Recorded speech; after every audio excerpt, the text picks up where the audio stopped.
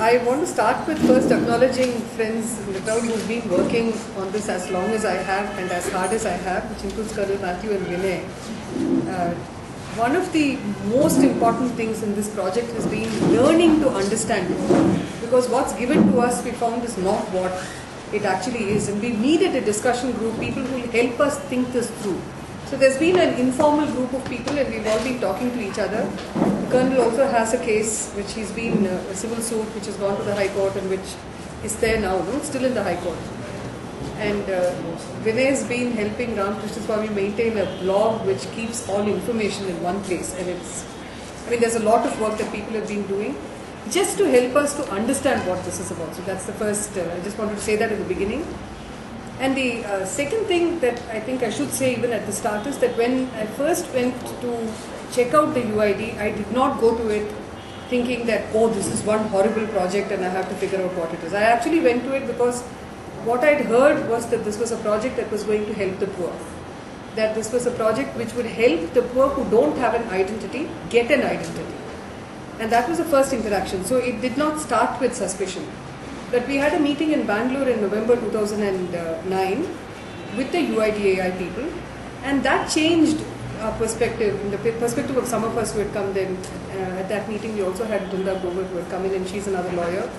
So our understanding of the project started changing then, and since then we've been, at least I've been, I can't say we because Brinda keeps saying she only does vicarious reading, because I read and I tell her what there is in it. But every document, everything that's promised, it's all gone and checked out. And there's been a certain, I think I've not been thorough like this on almost anything else. If I'd done this in school or college, maybe I would have been a brilliant student. Right now it's only for the UID. So most things on the UID, I think between the three of us here will be able to answer the questions. Now for just what the project is about, just a brief on what the project, how it started and what the project is about and how and what are the concerns that have been raised over this period of time. The first thing is that this is a project that was set up in 2009, although it had been thought about before. In 2009, the UIDAI, which is a Unique Identification Authority of India, was set up by a notification in the Planning Commission. And that's important because one of the areas of contention is whether a project such as this can be carried forward only on the basis of an executive notification. Doesn't it require a law? Is there anything in this project that requires the protection that people can get from the law? Are there any questions of responsibility, liability, security of the individual, including questions about whether mandatoriness can be imposed on a people without the protection of law, questions of privacy? All these are issues that are deeply legal issues, which without a law, there would be no protection for a people. A project can carry on, but the rights of people may be affected by it. So, just to go back a bit, it's to say that when I came in looking at it as a law and poverty person. But when I got into it, I found that I needed to put my civil liberties cap on because there are huge issues of civil liberties involved in this project. When they set the project up, it was done by a notification which is actually quite difficult to access. So I have no idea. I've been asking Vinay for ages how we managed to get our hands on it. I just know that we did.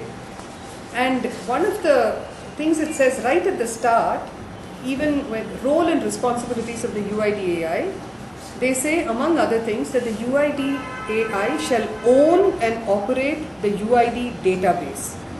Now, each of these caused us concern.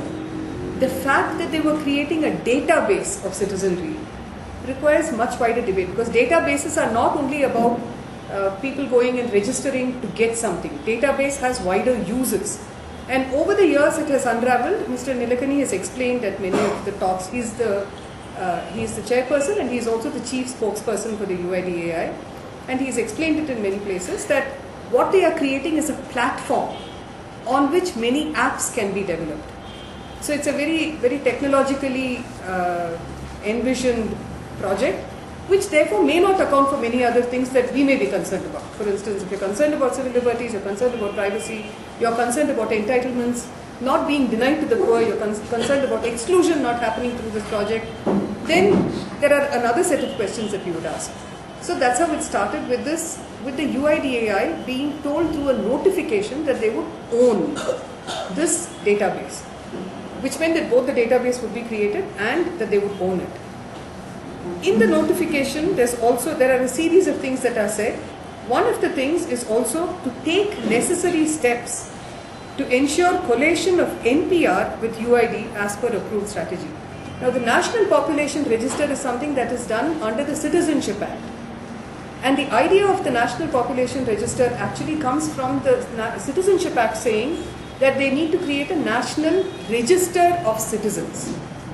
So it is only about creating a register of citizens. And in fact, if you look at the law and you look at what is permissible under that law restricts the collection of data to be used only for the purpose of creating a national register of citizens. It can't be expanded into doing all kinds of things like deciding who is entitled to benefits and how they are going to give it and allowing it to be used for other commercial uses. This is simply not permitted because laws limit the uses to which what is collected from a citizen. Limits what it can be used for when it is collected from a citizen. And that limitation is being breached through bringing in something that is not governed by the law, which is the UIDAI. So the UID project is not covered by any law. The Citizenship Act is covered by a law, and that law actually doesn't permit the use of that data for anything other than creating a national register of citizens. That's got completely obfuscated in the process of conflating the NPR with the UID. And that's been one of the unfortunately undebated things that's gone on without Parliament without paying any attention to it. The second stage that we have is after Mr. Nilekani was appointed, then they started, you will notice that in the notification if you read it, that there was no mention of biometrics in the notification. They said in whatever way you're going to create the database. Basically, initially the idea was that the UID would not be enrolling people. They would only be collecting and doing the deduplicating and perhaps generating a unique number. And they would coordinate with different agencies to see how that unique number could be used. Their job was not to enroll people.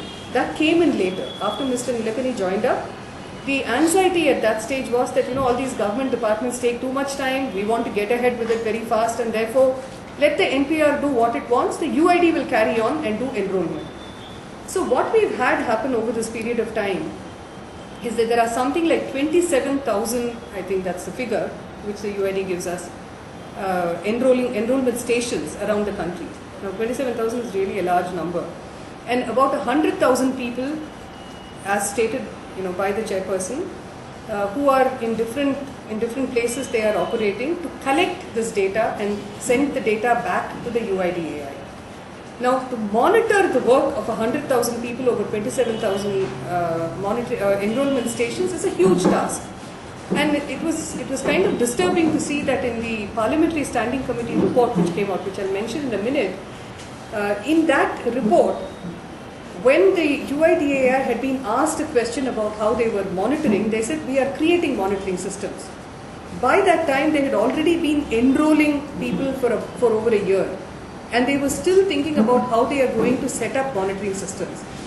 One of the important things to remember is that the UIDAI prides itself on being a lean and mean organization, which means that it has very few people, less than 300 people, who are actually working for the UIDAI. And everything else is outsourced. So even monitoring requires a certain amount of personnel. So everything is done only through technology. If we find that too many people are asking for OTP, then we'll go back and check. So the kind of complaints that have emerged over this period of time is that, see, you'll notice that suddenly there was a push saying that everything is going to be made mandatory, rush and get your UID numbers. So you have large numbers of people fearing that they'll get excluded from systems, rushing to go in and enroll.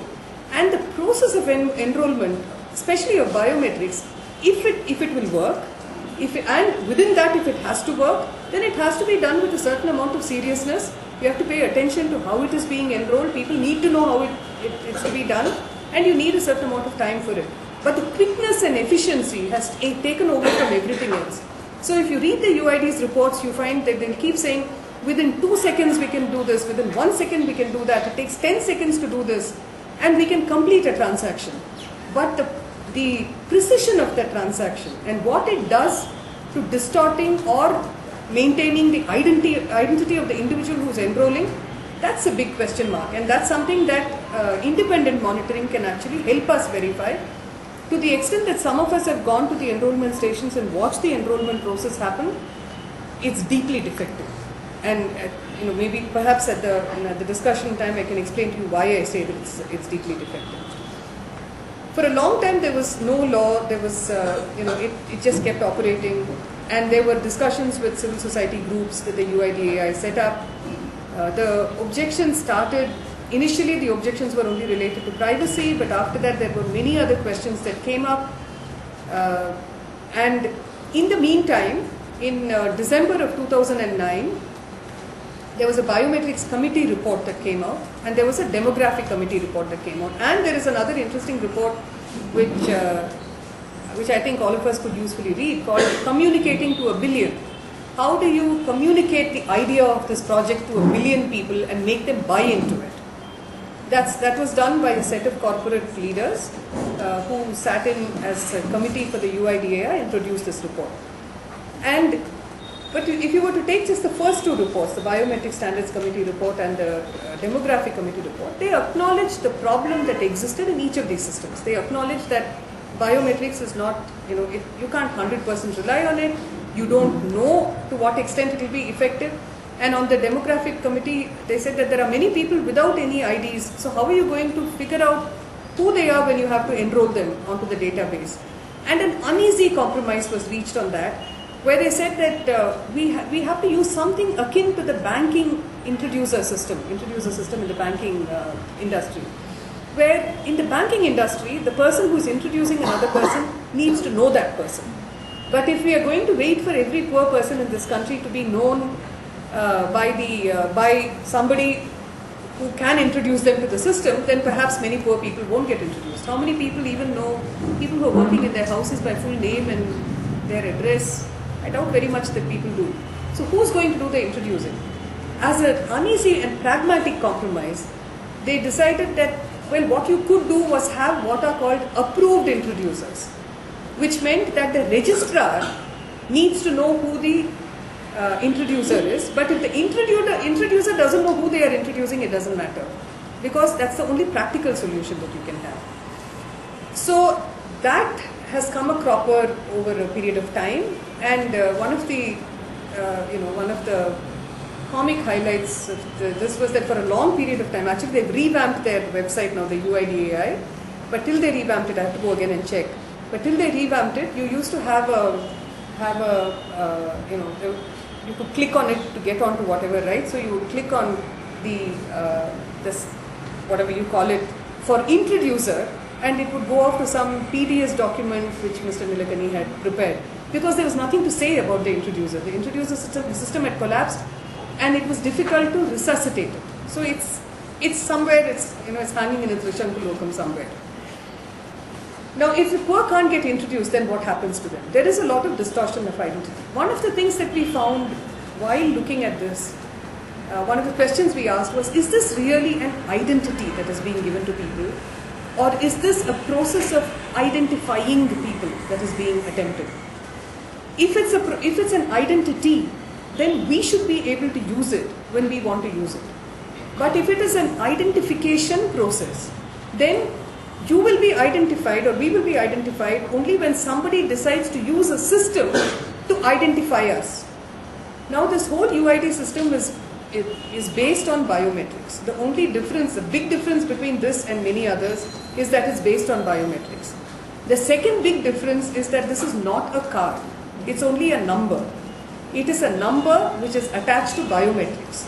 So if biometrics doesn't work, then the identity is lost, which means that each of us has to have, first of all, unique identities, biometrics, and the biometrics should not change in a way which compromises our identity. None of this was known to the UIDAI when they launched on the project. So you find that in January, February of 2010, they issued an invitation to a consultant, in which, and it's a very revealing document, it's something that we all need to look at to know what was the extent of evidence that was available with the UIDAI, when they started the enrollment process. That document clearly says that we have, NIST, which is the American establishment, had said that biometrics, they've done, small group studies over a period of time to see how biometrics will work or not. India hasn't had anything like that. So what they said was the NIST has said that biometrics depends upon environment and demography. Environment meaning if it is cold or hot, if our hands will be sweating or not. Demography meaning if people are doing hard labor, if they use detergents all the time, or if they belong to a community even where you put mehendi all the time. If you have mehendi on, your fingerprints don't work. So there are many ways in which, so culturally, in relation to your work, all of this, it makes a difference to biometrics. So they said, no, not only in India, but nowhere in the developing world have we had a study on biometrics. So we know nothing about it. But we have decided to adopt that as the unique identifier. So the decision was made before there was evidence. The tragedy of this project is that even as the evidence started to come in to show that biometrics is simply not going to work for large parts of the population, it doesn't seem to have, what it has done is to produce statistics which will sound impressive. But if you read the reports, you find that the statistics and what is said in the reports don't quite match up. So you can rework what a report is, and that's how it seemed to many of us. And since these reports are without authors mentioned, now usually studies without authors are not very convincing to people who are academic in their bent of mind. It shouldn't be to anybody. And so we've not been fully convinced by it, but these are the only reports that exist. They come from within the UIDAI, and they've been put out in the public domain, so we all know that they are there. And they do not say that this is an impeccable, even they do not say that this is an impeccable and unimpeachable system. So why is it then that we are just rolling ahead with this biometrics when we haven't even had a systematic study on what it does in this population? Because other countries have abandoned. The US thought about it after the Real ID came in 2005. Then there was a study that was done which made it doubtful that across that swathe of population and across time, biometrics would work, so they backed off from it. Why are we rushing into it like this? It's a question that has many answers, but it's a question that we can't discard. We will need to answer it at some stage. The other thing is this: what happened after that was that there was a law that got introduced after that. There was a lot of pressure from civil society saying that what do you mean by asking us for all these fingerprints and heaven knows what else, and not having a law that governs it. So there was a lot of pressure, and on June 30th, the UIDAI put up a draft bill on their website, to which comments were invited. Many of us sent in comments. We couldn't see that anything had been adopted, but there was just one clause that was removed, because apparently Mr. Pranab Mukherjee, who was finance minister at that time, when it went to cabinet, said, it was a clause that said that there would be no taxes at all on the UIDAI forever and ever. So there would be no income tax, no gift tax, no tax, wealth tax, nothing. So that he said, I can't give you a blanket thing on tax. So that got dropped. Otherwise, the draft bill just went to Parliament. It was introduced in Parliament in December 2010. And in 2011, after the Parliamentary Standing Committee had given many of us, had heard many of us, including the UIDAI, NIC, NHRC, they heard a range of institutions and individuals, and also received documentation from many other people. They trashed both the bill and the project. They said neither the bill nor the project is sustainable. It impacts on human lives in a huge way. They gave a set of reasons for why they felt that they could not accept it. And it's important to remember that this was done by a standing committee that, it was done across party lines. There was no difference which party they belonged to. All of them together trashed it. And one of the things that they said there was that how can you carry on with a project like this when you know you have to go to Parliament with a law? How could you just start doing this without respecting Parliament, without respecting the need for a law? Now what happened after that report is that they've just sat on it, they've not done anything with the law. Instead, what we've seen happening, and I just want to make one thing about the red herring. There are 2-3 things. One thing to remember is that there are 3 words that Mr. Nilekani used, which are very significant, and they really mean something. So we need to understand their meaning, their implication. The first was unique. That is, every person had to be uniquely identified. Now we are not sure that that's going to happen. In fact, it seems almost sure that it will not happen. The second was universal. That is, every person should have this, should enroll for a UID. Now, if they are looking for universality and then to say it is voluntary, to have voluntariness and universality, unless it's such a brilliant project that people just can't stay away from it, it's unlikely that it's going to be universal. So there had to be some techniques put in place to compel universality. Otherwise, it wouldn't happen. The third was ubiquity. He said it should be ubiquitous, which means every service that you go for, any place that you have any transaction, the UID should be present there. So it should be seeded virtually everywhere. So now you want your food, you have to have it in, Delhi we have a great time. You go to register your rent agreement, they say come on, give your UID. You go to get married, they say marriage, first get your UID. So it's like UID is a prelude to familial bliss, to misery in being in a prison, to death. So without a UID, you're not even allowed to die, I think. Actually, what they say is that you can't register a will unless you have a UID. So it's this kind of ubiquity which compels people. That's the idea of mandatoriness. Now, from the beginning, the UIDAI has been saying that we are not going to make this mandatory. They couldn't anyway because they don't have any authority over us. But if any agency says that they want to make it mandatory, then it may become mandatory. Then they've been working with different agencies to try and get the other institutions to make it mandatory. That's how we have the LPG rule having come in now. Now the LPG rule came in actually for the first time. The first round it was tried was in September of 2011. At that time it was much more oppressive in a sense, because they said that if you want connection, a gas connection, if your gas connection has to continue, then you have to have a UID number. And not only do you have to have a UID number and you have to seed it in your gas account, you also have to give the UID number of all your family members. So it was like a complete, and there was some outcry then. I know that some senior citizens wrote in and there was and they withdrew that order. Possibly also because they were not ready enough and they didn't have enough coverage of the UID by then. Now they've resurrected that order, and it's fascinating because the government is many-headed, we know, but that one head's voice can't be heard by the other it's a phenomenon that we are seeing now. So the government, the union government, goes to court and says that we are not making it mandatory. UID is not mandatory. It is totally voluntary. How is it voluntary? Because when you look at the enrollment form, you find that it says you have to give your consent. So if you give your consent, it's voluntary, obviously. But the Ministry of Petroleum and Natural Gas issues orders saying that if you want subsidy, this time they toned it down. Instead of saying if you want gas, they say if you want your subsidy on the gas, you're not going to get it unless you have a UID. So they say we are not compelling anybody. You don't have to take it if you don't want it. If you don't want the subsidy, don't take a UID number. But if you want the subsidy, then you've got to come in here with a UID. Now, one of the reasons that as a person who works on both civil liberties and on issues of law and poverty, it bothers me is because the one class of people who cannot take that chance of not getting the subsidy are the poor. So we are really creating classes of citizens within this. But the ambition of the UID is greater, and so for universality, there are various places that they've been going to.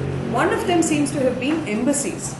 In a talk that was given here, Mr. Nilekani had apparently mentioned, and as was reported, that he's been talking to some embassies to tell them that when people go to apply for a visa, the embassy should ask us for our UID number. And the latest that I heard was a person who's working with me in Delhi. He went to apply for a US visa, and that now has a column for the UID. It is not mandatory yet, but if you have it, you're happy to have that information. I'll just say 2 other things in stop. One is that this idea of entitlements, UID being used for entitlements, is, to my mind, a bit of a bogey. which many, including many people in many governments, haven't realized how much of a bogey it is. Because with biometrics being at the state at which it is, it's unlikely that it's going to be able to deliver what is being promised in many of these services. Secondly, what is being seen on the ground is that what is actually happening is that, they call it direct benefits now, direct benefit transfer. And people in Rajasthan, from MKSS and things, for instance, have been asking, they've been saying, how is it direct? People got it directly before. Now it's become more indirect because you have many more layers that you have to cross before you can reach it. So you must have a UID number, you must have a bank account. Then you must seed your UID in your bank account. After that, they'll put the money into that bank account and there will be either a banking correspondent or somebody who then has to deliver it to you. Then your fingerprints have to work for you to be able to access it. That's extremely indirect. There's nothing direct about this direct benefit transfer. So the idea doesn't seem to have it seems one way of having sold the idea. And if you look at the earlier UID documents, you find that there's a document on UID and PDS, for instance, which says that putting UID into the PDS system will help in increasing enrollment. So the purpose of pushing these into various projects seems to be to get universal enrollment. It's not about delivering services. So it's just that, as governments and as people, we need to investigate these and question them instead of just accepting statements that are made to us, because now there is enough evidence for us to look at and figure out whether what was suggested in the beginning is actually what is unraveling now, or is it something else that is happening. The second thing is this link between the UID and surveillance. It's something that has been said a lot of the time, and Leo mentioned Snowden. But surveillance is the next stage. The first stage, which we may worry about at a different level. But at the immediate level, because technology allows for databasing, there is an eagerness to database everybody. If everybody can be database, so everyone gets onto a database, you have a number which will fix your identity, you use that identity in 10 different places, when you go to the hospital, you use it, you travel, you use it, you go to your credit card, you use it there, your PAN number is linked with it, your mobile phone is linked with it, you're completely tracked, your profile. Now the question that I often get asked, not often, it's not true, but occasionally I get asked is, well, if you have nothing to hide, what does it matter if people know everything about you?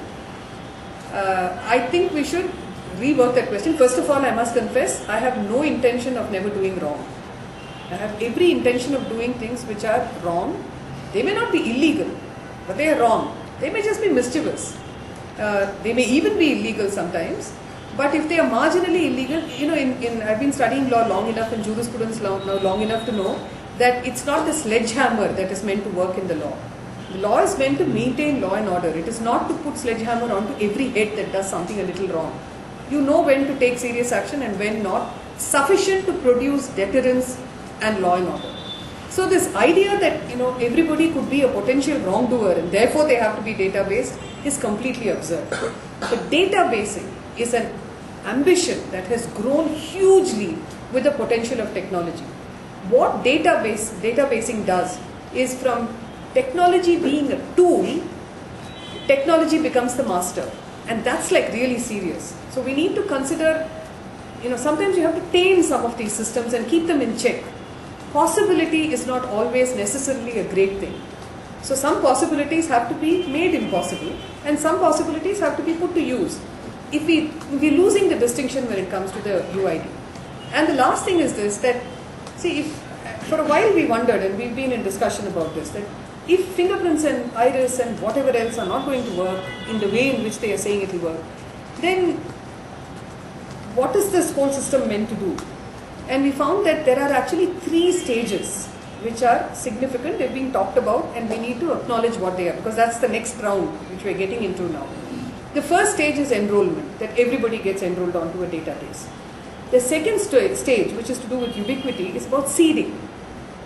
Seeding meaning that the UID is seeded into every other database that exists. So you go to a hospital, your hospital registration will be linked with the UID number. You go, you go to a bank, it will be linked up with the UID number. So the seeding of the UID number in every database is the second stage. And the third stage is re-engineering. So that if all systems get re-engineered to suit the UID, which means that the UID cannot be dispensed with after that, and our lives will revolve around the UID. So meaning our civil lives, our lives as civil citizens will revolve around the UID. So without the UID we'll get lost, so we have to keep finding ways of keeping it going. These are three ambitions that are on record. They've already talked about it. We missed the boat the last time in not listening to them carefully about what they meant by the UID and about enrollment. We should be careful not to lose sight of what is happening now, because what they are doing now is seeding and asking for re-engineering. Last month in August, there was a meeting that was held on direct benefit transfer, and they found that in the pilot districts, they found that something like 56% I think have bank accounts, and some 20 odd percent have UID numbers, and some 9% or something have it seeded, the UID number seeded in the bank account. So it's some figure like that. But basically the thing was that throughout that document, they keep talking about re-engineering the system when you're still doing just pilots, and those pilots are incomplete. So the ambitions of this project are that they should come to stay and to database people. In the current world, where we have, when Mr. Salman Khurshid made that statement that after all America is helping us deal with terrorism, so it's alright if they do a little bit of snooping on us, on the citizens. I think with that kind of a mindset, it's important for us to start asking the government, certain questions. The cases that are in court, there are a number of them, other than Matthews, which is here. There are cases in a few high courts too. But the case that's going on now in the Supreme Court was filed by a series of people. Not all of them have the same, not all of them are asking for the same thing. So Justice Puttaswamy's petition essentially deals with the fact that here you have a project without a law, and you can't have a project like this without a law, and it makes it illegal and unconstitutional that they are carrying on like this. And the second that he has a problem with is that there are illegal migrants, and that the UID is also being given to illegal migrants. The other petitions which are there don't deal with the illegal migrants issue. I think it's a much more complex issue than is being reflected in that petition. And after all, we do know that in the Northeast we had a law for a long time, which then got struck down, because it's not so simple to deal with this question of who is illegal and who is not. The National Population Register can actually be interpreted as a positive measure where you're talking about recognition of citizens. Everyone who's not a citizen is not illegal.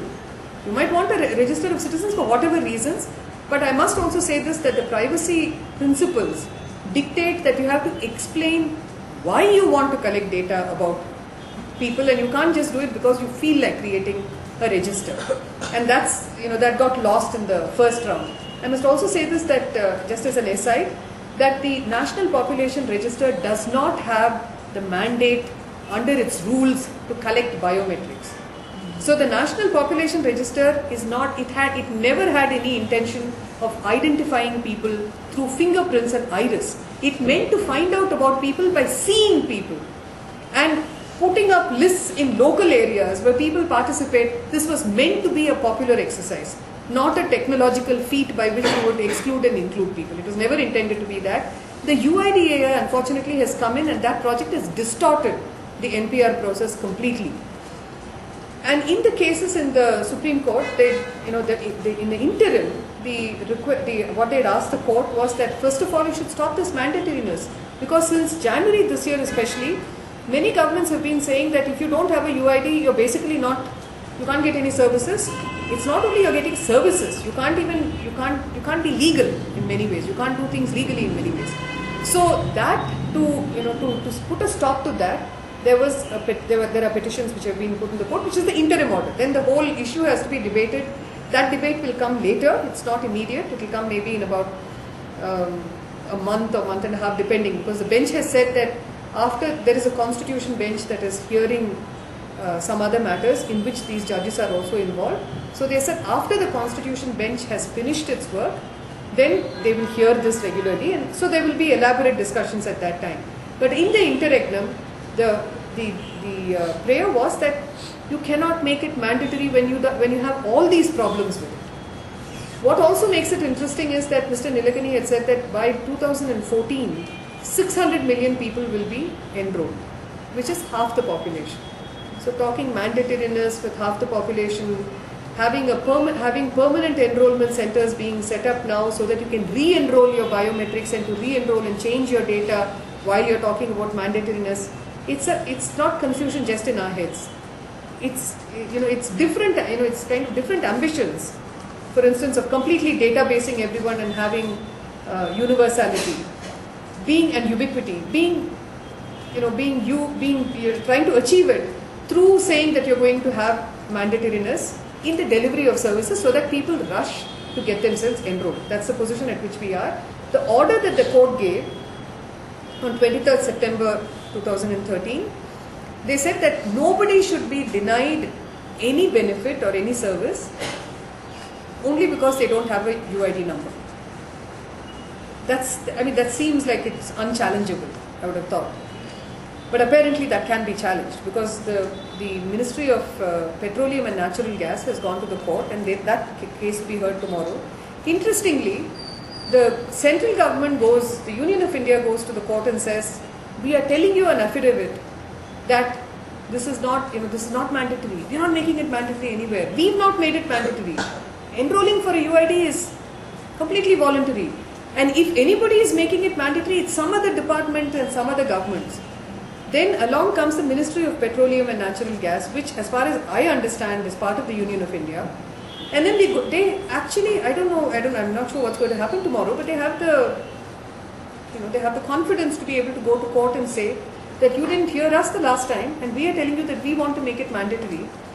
We want to make it mandatory to a limited extent, to the extent that if people want subsidy, it is mandatory for them to have a UID number. If you don't want subsidy, buy it in the free market, no problem. We are all for free market. And saying that DBT will come, it will be like the death of DBT if they don't allow for mandatoriness to be brought in. It's like there is no other system that existed before this and there is no other system that can be thought of, and therefore mandatoriness and compulsion has to be forced on a people legally, whether it's protected by law or not. So that's where it stands. Tomorrow we'll have the hearing and we'll know what the court decides. The information today is that this morning the Solicitor General also made another mentioning in the court that 2 other oil companies also want to take the same kind of plea that the Ministry of Petroleum and Natural Gas has taken. So that will also be heard tomorrow.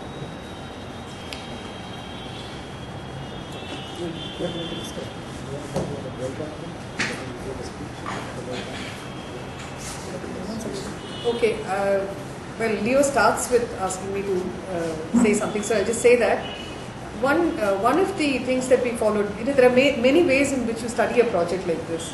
So one of those ways is actually going to the field, going to the enrollment centers, going and finding out how banking correspondents work, visiting various institutions and trying to get information from them. So that's one whole set of things that we've done. The other is by studying all the documents that the UID has produced, looking at all of that. The third, of course, is by interacting with people who work consistently on the ground and seeing what it is doing there. Another very interesting and something that has been very productive has been listening to speeches that have been given by some of the leaders of this UID project. And for anyone who's interested, I think you might find two talks by Mr. Nilekani, particularly important and very interesting. One talk, both were given in April, I think April 23rd and 24th, it was in Washington. One was at the Center for Global Development and the other was at the World Bank. It's on their websites, so it shouldn't be too difficult to find. The kind of ambitions that you see growing there are, they put conspiracy theorists to shame. Because you hear the person from the World Bank, the president of the World Bank, getting very excited about this project and saying, and at the CGD too, they have one question which comes up and says, now that you've been able to do this, can't we have a global database? So then Mr. Nilekani in the CGD talk was more muted, but by the time he came to the World Bank talk, which is the next day, he says that, well, if you can have 1 billion people on a database, why not 7 billion? It's the same technology, it's no big deal.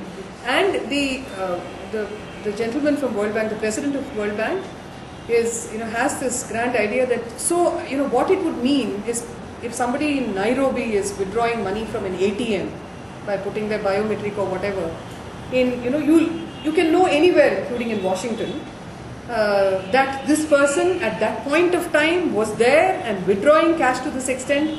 So there is this idea that corruption and leakage is going to be dealt with by the grand masters of this world, being able to see every move that we make and to know where people are. So there's actually, you should listen to the World Bank talk, because there is conversation like the president saying, president of the World Bank, saying things like, so if they want to have, I think it's Kenya that he refers to, he says if they want to have a system like this in Kenya, should they consult with you to make sure that there's no overlap of numbers?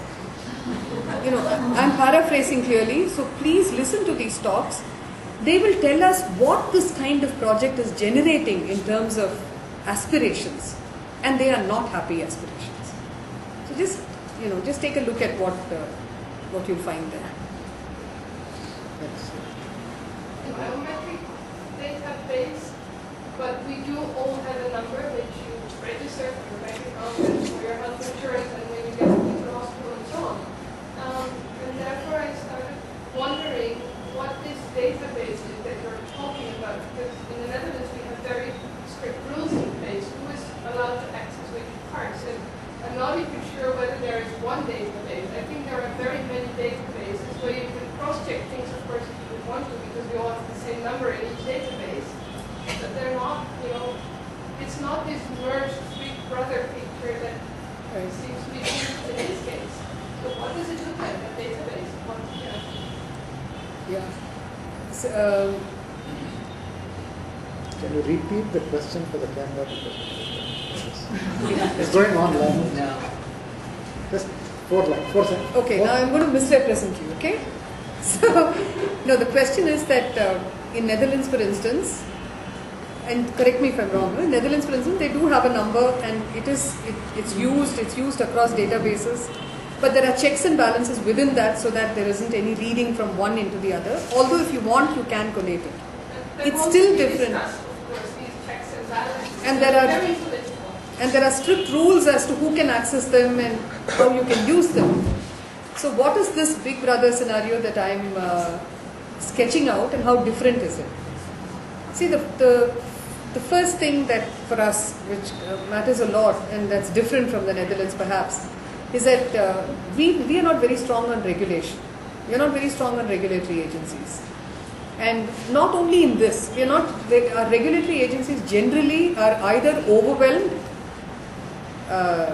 and or understaffed and or undertrained. And the idea of, the slippages that happen in law and in practice and in administration are huge.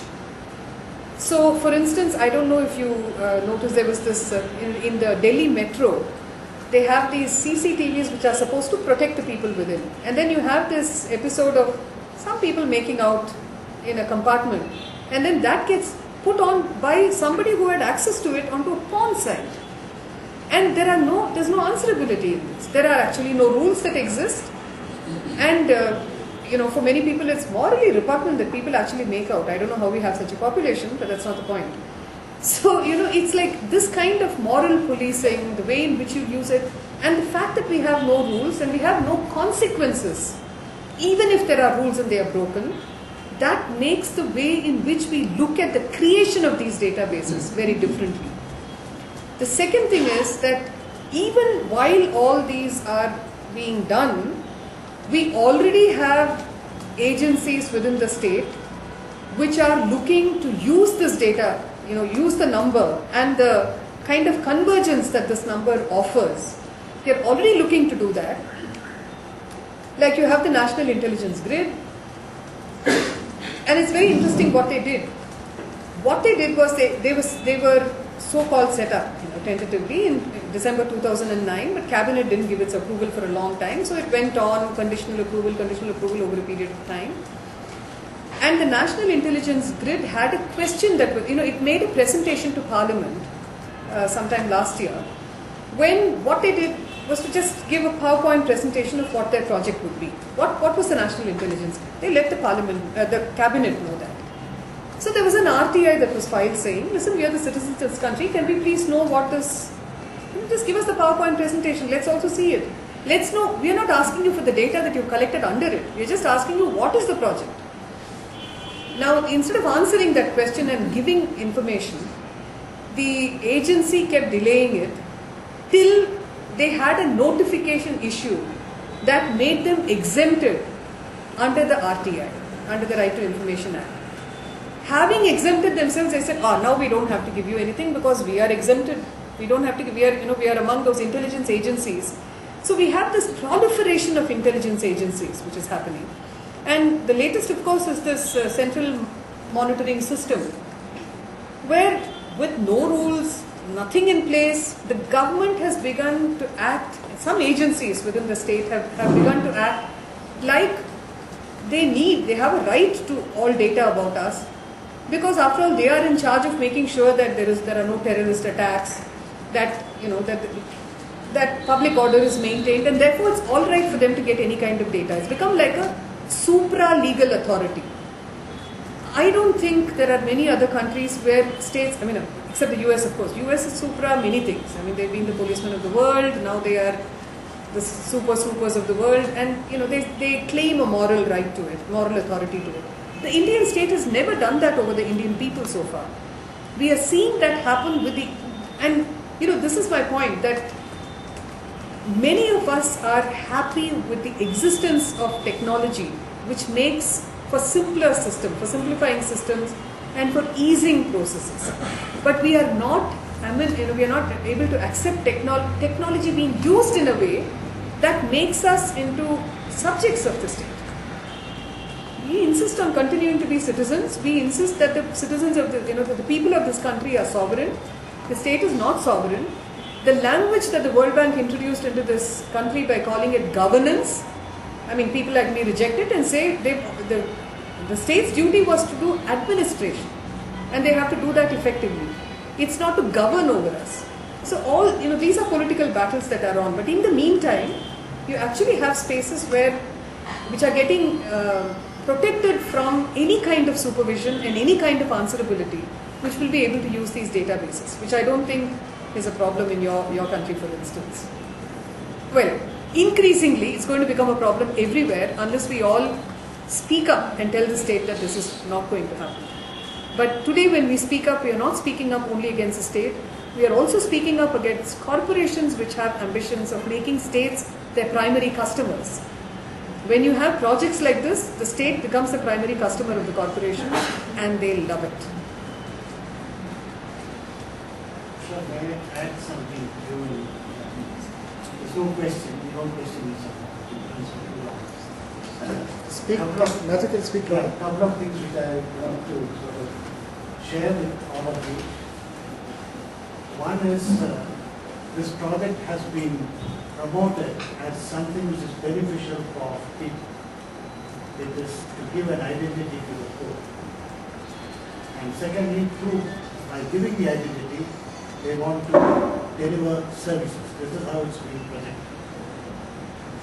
Now, I've been sure this is deceitful.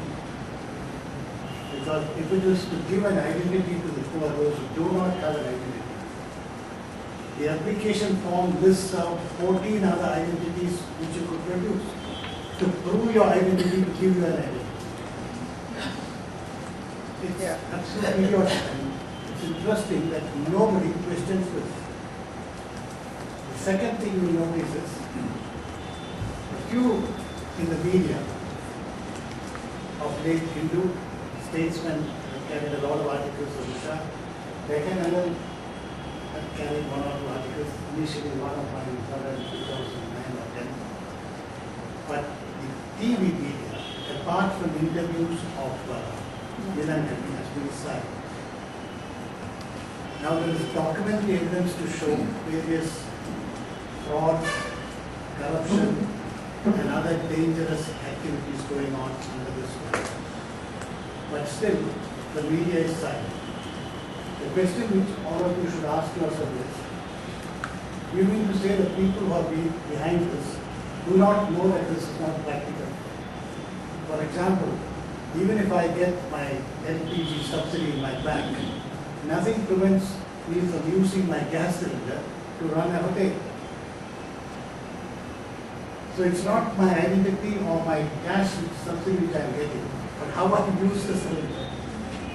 And it is silly to say that by getting cash into my bank account, the cylinder will not be used. But it is not that these people do not know it, they know it. Similarly, I call my driver and his difficulties which I am handling now in getting a gas cylinder. And by the way, he's getting more than 32 rupees per day, and therefore he's not weekly. But LPG he can get even otherwise, so he will not have to be weekly. So this thing which struck me when I started this is, why are they doing this? And for a long time I could not find out what it is, until I realized that there were two companies, foreign companies behind this. One is called Accenture, which is a company which has been found guilty under 3 US acts. They have paid fines. One is the Truth in Negotiations Act, the other is the Anti-Kickbacks Act. Many people do not know what's the meaning of the word kickbacks. It simply means bribes. And the Anti-False Claims Act. Under these 3 acts, they have been found guilty and they have paid penalty, because under their law, you can, even for a criminal offense, you can pay money and compound it, which is not so meaningful. These offenses will come under the category of offenses under the Prevention of Corruption, cheating, bribery, and so on and so forth. So this is one company which has been contracted to do that. The second company is a company called L1, Identity Solutions, that was its original name, which has got a very dubious history and background. It was formed by the merger of 2 other companies, against one of whom the Securities and Exchange Commission had filed a charge for balance sheet fraud. At that time, the company was merged with another company called Identix, and it was taken over by a group of officials from FBI and CIA. They are the directors of this company. Now, this is a company which provides the so-called biometric solution to UID. How many of you know that which is the country which has not protested the snooping by NASA and NSA on India? The only country which did not protest is India. Germany protested, the Brazilian President cancelled her visit. Many European countries have protested. India did not. And I believe for all the equipment and technology for CMS, all the equipment and technology for CMS comes from USA. Both Hillary Clinton and Obama visited the UIDA office and saw their facilities and the central deposit. Now, under RTI, I asked for copies of these contracts with L1 and Accenture. They did not give it to me for 3 years. Last month, CIC ordered it, and I've got these copies. They make very interesting reading.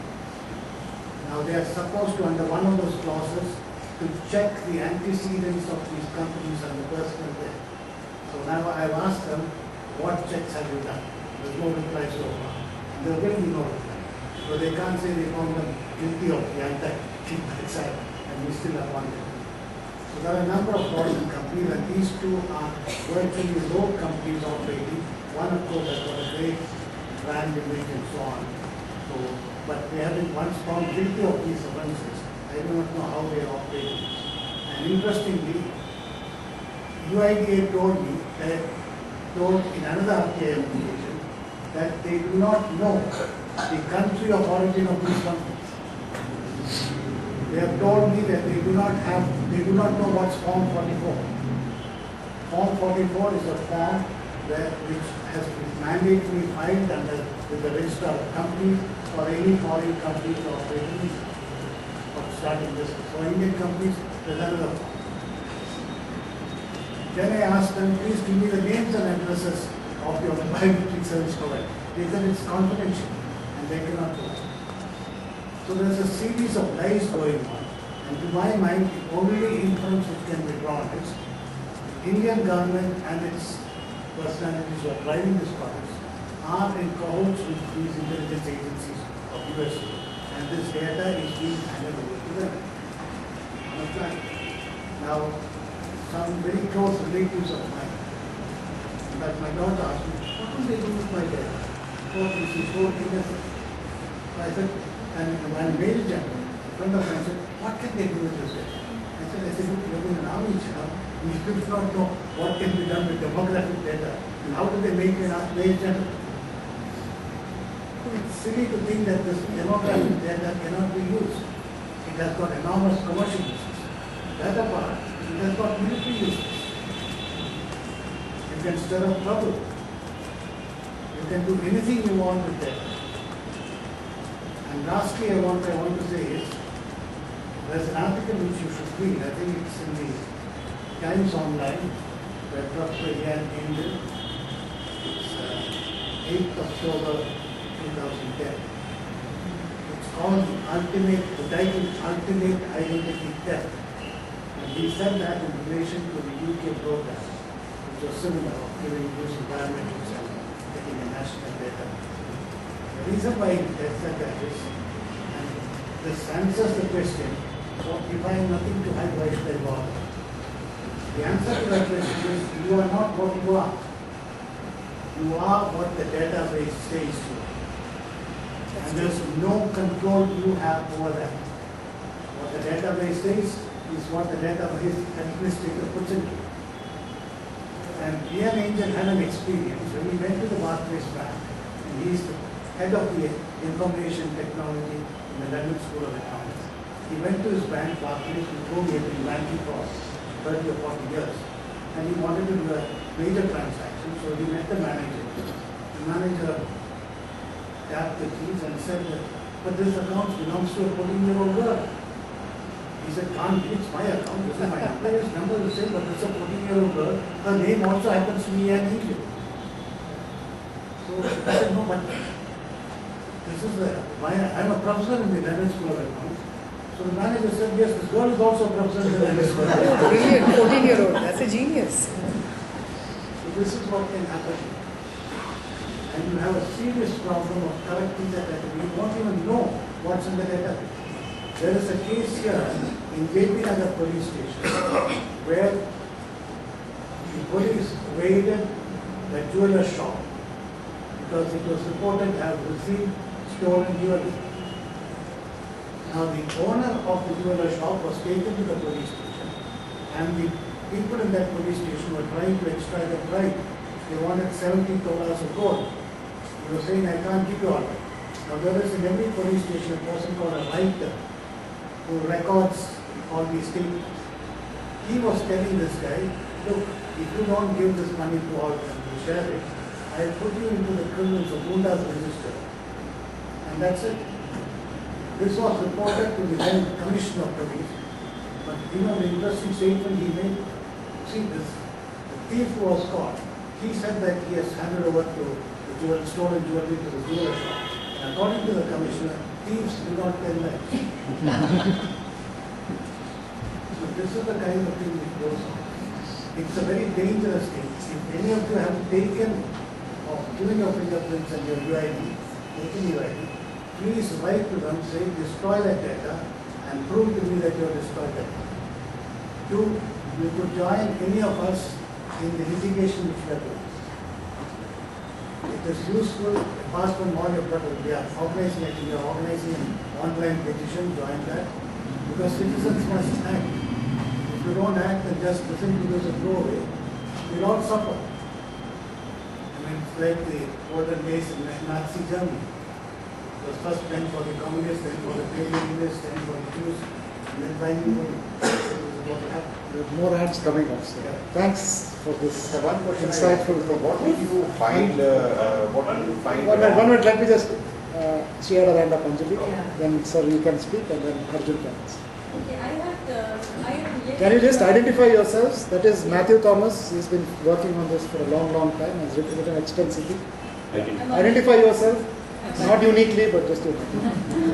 My name is Anjali and I'm an urban planner by profession. I have a question. I'm yet to go through this process, but I heard Nilanjan speak very recently at IIM. And there were questions which were raised on the privacy and security of the data. And I'm trying to rack my brain, I'm not able to figure out, so maybe you could answer, because he said that certain parts of the database are totally locked, secure, and they cannot go. So I'm also not a technologist, but I'm just wondering, so this is one of the responses. The other question which was raised when I was there was that, you're reading out these numbers where you're saying that so much percent is enrolled and we have these databases. Now the whole premise of this project is that it is going to people who are on the margins are going to come onto a platform and therefore you are going to be more inclusive, right? Now he said that basically we are collecting three fields which are mandatory: name, sex and address, I think. He said, my question was that looking at that numbers, do you have an idea as to what percentage of this is really on the margins and what that you have managed to get onto the platform? But there were no answers to that also. And the third question that I have, so I don't know if there is any way of ascertaining that and whether they are making any attempts towards that. Because it's a huge investment at the end of the day, and if you have to justify the investment, this is the premise that they are giving. The third question that I had while I'm listening to you was that while this whole thing about biometrics, that they do not work in a country like India for various reasons, environment and everything. But maybe it's a naive question, but still I'm raising it. But if they do not work, then what is the kind of danger that they are actually? Because if my biometrics today are recorded in the system and tomorrow the same my biometrics do not match that system, then in what way will it cause me any kind of harm or damage or? So I'm just thinking aloud as I was listening to you. Can you just take questions and then? Sorry, I wanted to know. can you identify yourself? I am Rajiv Chabu. I wanted to know what problem you face, what problems or deficiencies you saw in the enrollment process. Arjun. I have a video of the enrollment process with me. You can have a look at it. Okay. So you have two questions, and you have identify yourself. Question related to. Just your name, please. I'm Rashmi. I'm a PhD student. So two questions. One is the way this is being sold in saying this is transparent, this makes looks like corruption and all, and also the public interest that with this UID number being seeded into every other database now, it sounds much like Google and Facebook.